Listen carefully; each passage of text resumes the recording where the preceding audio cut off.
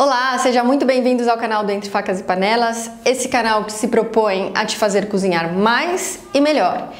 Eu me chamo Fernanda Posse, eu sou cozinheira e hoje eu vou dividir com vocês uma receita que certamente foi um divisor de águas da Fernanda que cozinhava por obrigação para a Fernanda que entendeu o prazer de cozinhar. Eu vou contar toda essa história para vocês, mas fato é que depois dessa receita você vai elevar o nível do seu macarrão, da sua pasta, a um prato de restaurante e arrancar elogios como esse que eu recebi da Paola. Sabe o que você fez? Um prato Masterchef.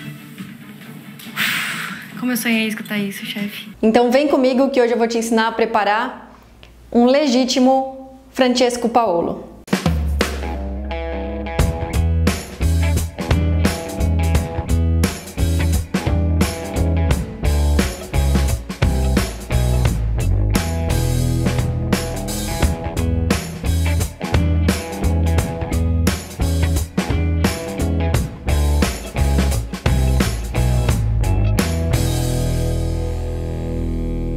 Francesco Paolo é o nome que foi dado a esse prato em homenagem ao pai do fundador do Dom Pepe de Nápoles. É um clássico de São Paulo, muita gente de São Paulo conhece essa cantina e conhece esse prato.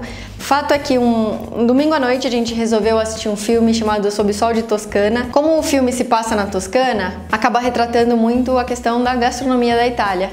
Quando o filme acabou, já era 11 e pouco da noite, meu marido ficou obcecado por comer esse macarrão. Só que o restaurante já estava fechado, era domingo à noite e a gente tinha um mercado 24 horas perto de casa e eu falei, bom, eu vou tentar preparar o prato do Dom Pepe.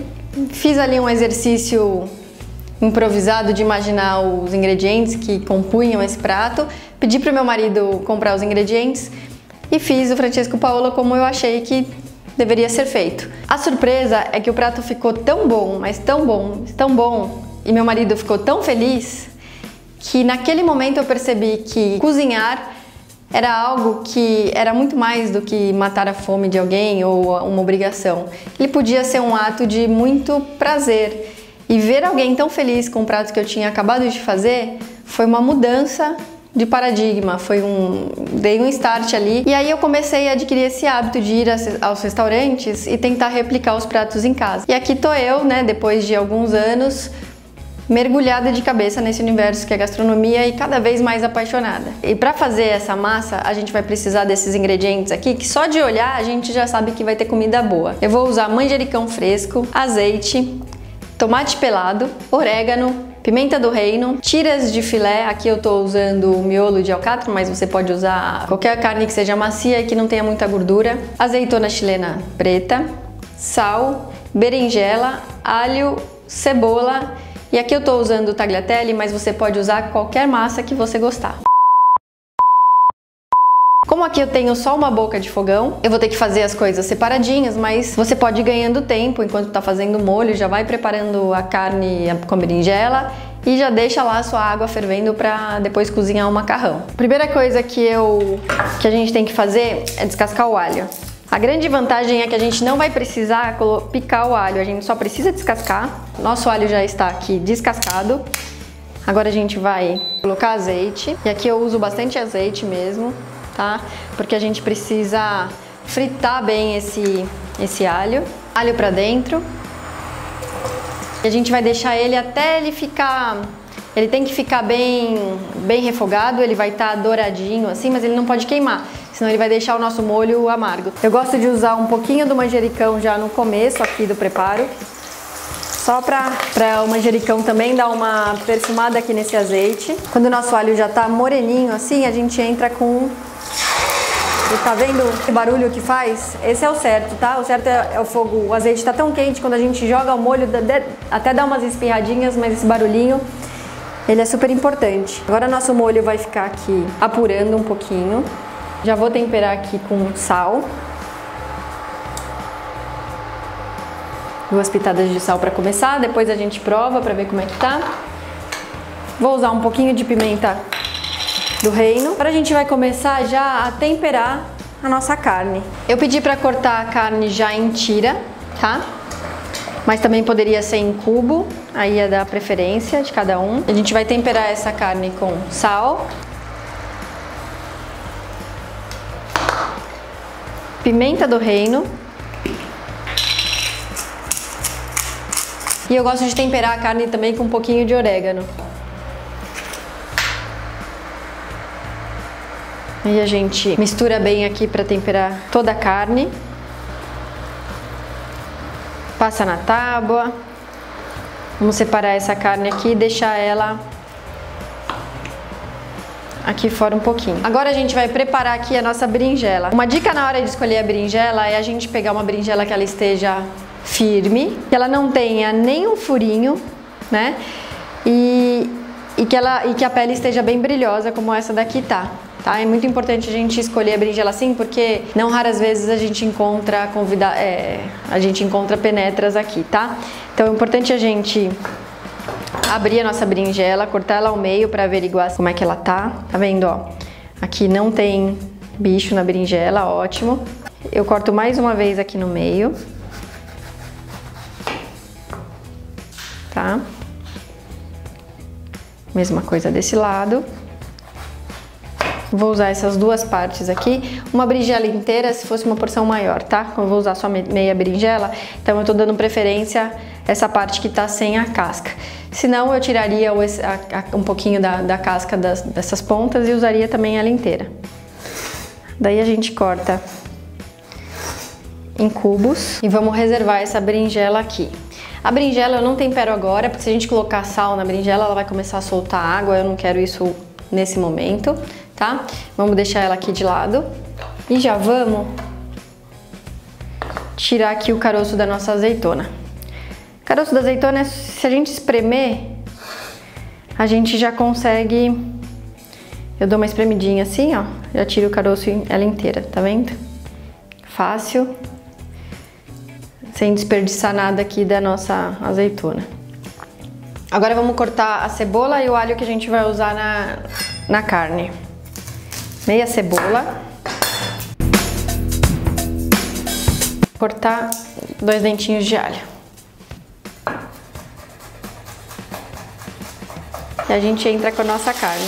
Tá vendo o barulhinho, ó? Esse barulhinho é sempre necessário. Então deixa ela de um lado, depois a gente vai lá virar um pouquinho para dourar do outro lado. A gente também não quer uma carne muito passada, né? A gente quer ela suculenta, macia e não uma carne dura. Quando a nossa carne começar a dourar, não precisa deixar ela dourar muito agora, porque agora a gente vai entrar com o nosso alho e cebola.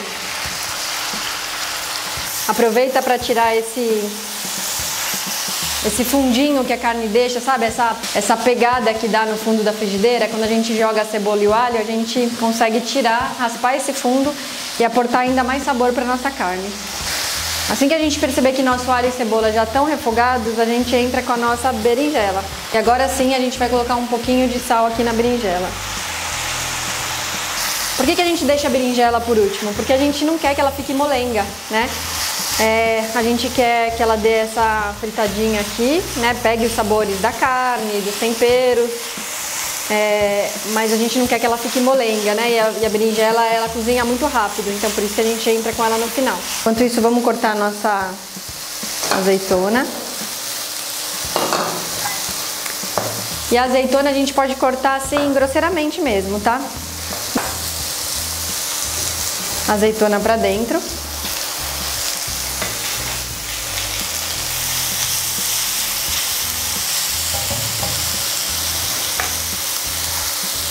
Agora eu vou tirar a nossa carne aqui, já tá pronto, e vou voltar com o nosso molho.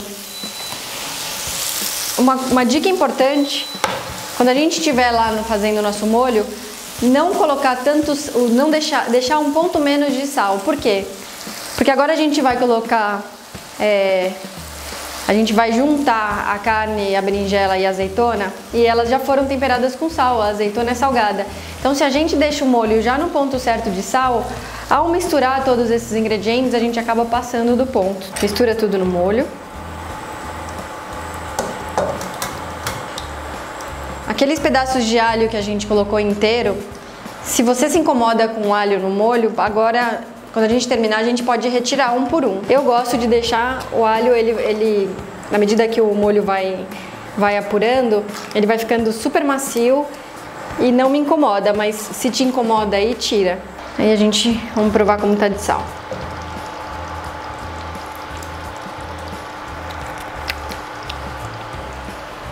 Dá pra colocar um pouquinho mais de sal.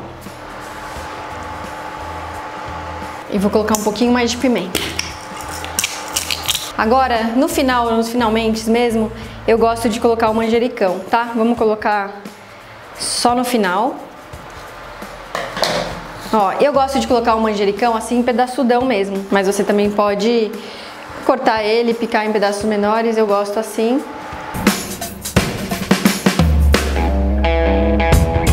Bom, nosso molho tá praticamente pronto. Agora eu vou dar uma organizada aqui nessa bancada e colocar minha massa para cozinhar. E já volto para dar algumas dicas para vocês sobre o cozimento do macarrão. Já coloquei nossa água para ferver, que é a água que a gente vai cozinhar o macarrão. Mas antes de cozinhar o macarrão, eu quero dar algumas dicas que são muito importantes para qualquer macarrão que a gente for fazer. Bom, a primeira coisa é sobre a escolha do macarrão que a gente vai fazer. Não adianta a gente ter um molho tão gostoso, caprichar tanto no molho e na hora de escolher o macarrão a gente pisar na bola, tá? Então, o macarrão tem que ser de uma marca de qualidade, grano duro, tá? É muito importante que a nossa massa seja grano duro pra gente não ter uma massa muito molenga, tá? Até no Brasil a gente tem um hábito de cozinhar a massa mais do que o tempo que os italianos, por exemplo, gostam, bem al dente, né? Mas quando você se permite essa experiência de comer uma massa mais durinha, eu te garanto que você nunca mais vai querer comer uma massa molengona. Outras coisas super importantes, como que eu calculo quantidade de massa? Via de regra, a gente calcula 100 gramas da massa seca por pessoa. A segunda coisa que é muito importante é como a gente vai cozinhar essa massa. Muita gente que ouviu falar que a avó, que a mãe, na hora de cozinhar o macarrão, coloca óleo ou azeite na água.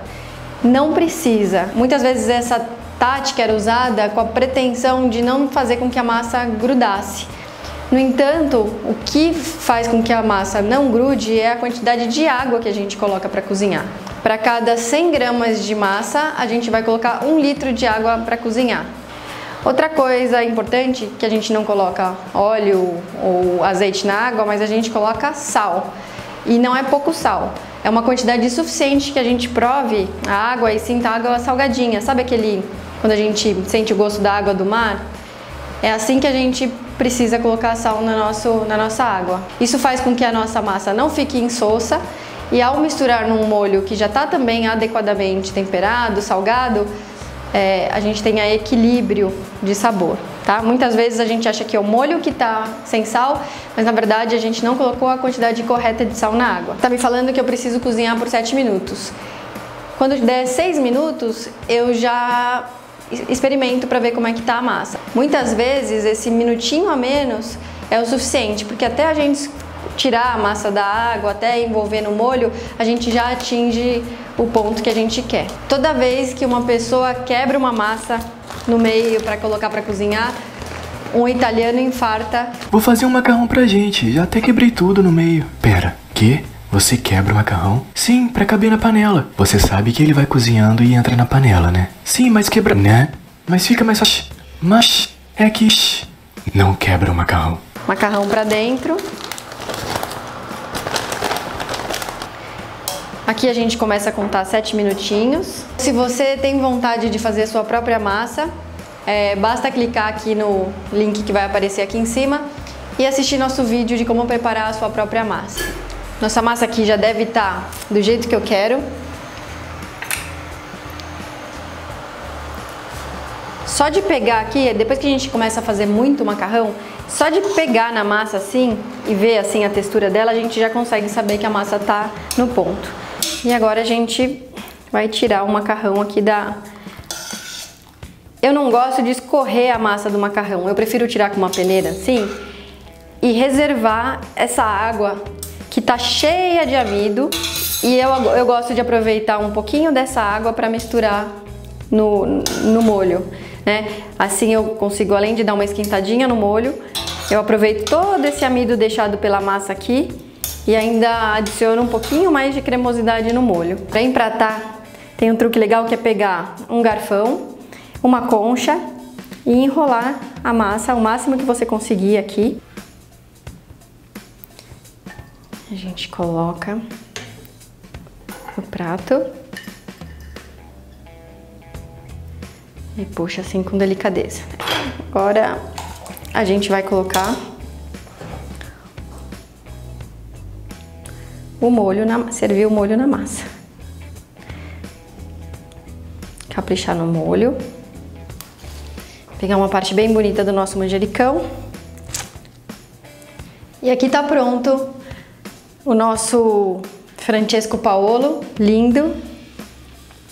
Mais uma receita para conta. Eu espero que vocês tenham gostado dessa receita que tem um valor muito especial para mim.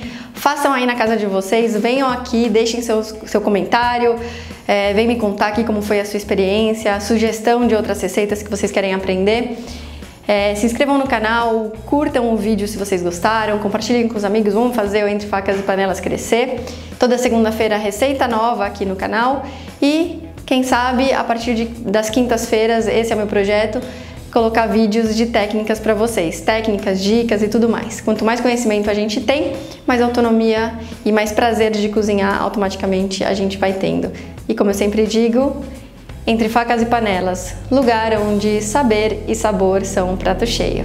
Até já!